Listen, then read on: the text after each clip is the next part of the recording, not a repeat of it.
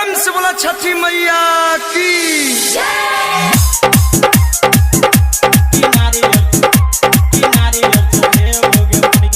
DJ Umesh presented by धर्मा सुखीपुर बाजार studio.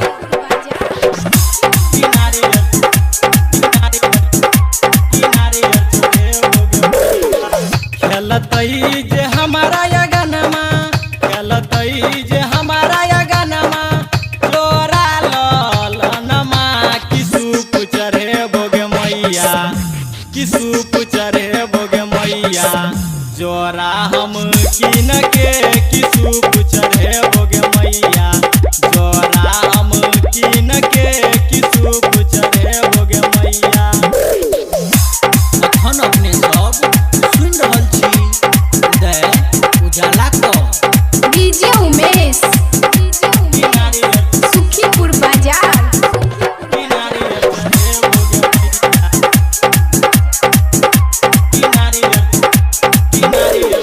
सबके हंसाबै छागे हमारा काना बै छागे, कोन कमी भेलौ मागे बेटा के काना बै छागे, बेटा के काना बै छागे।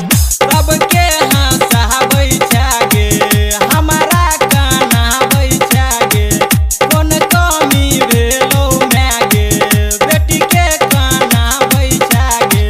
दुनू परानी छियौ, दुनू परानी छियौ, जल में ठार गे किनारी और चढ़े बोगे मैया, किनारी और चढ़े बोगे मैया, जोरा हम किन के किनारी और चढ़े बोगे मैया, जोरा हम किन के किनारी और चढ़े बोगे मैया।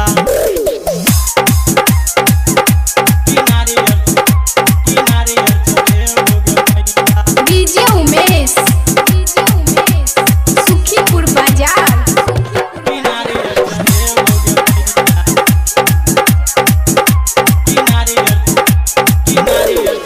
महिमा छौ तोहर निराली, जानै छौ लोग संसारी, बेटा जब यगना खेलतो तोरे घाट करबो पुजारी, तोरे घाट करबो पुजारी।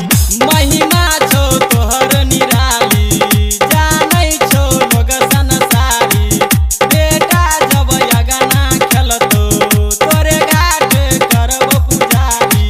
कहै छौ गे मैया, कहै छौ दीपक गे मैया, तोरा शरण में किसुप चढ़े बोगे मैया, किसुप चढ़े बोगे मैया, जोरा हम किन के किसुप चढ़े बोगे मैया, जोरा हम किन के किसुप चढ़े बोगे मैया। धर्मा रिकॉर्डिंग स्टूडियो भरगामा।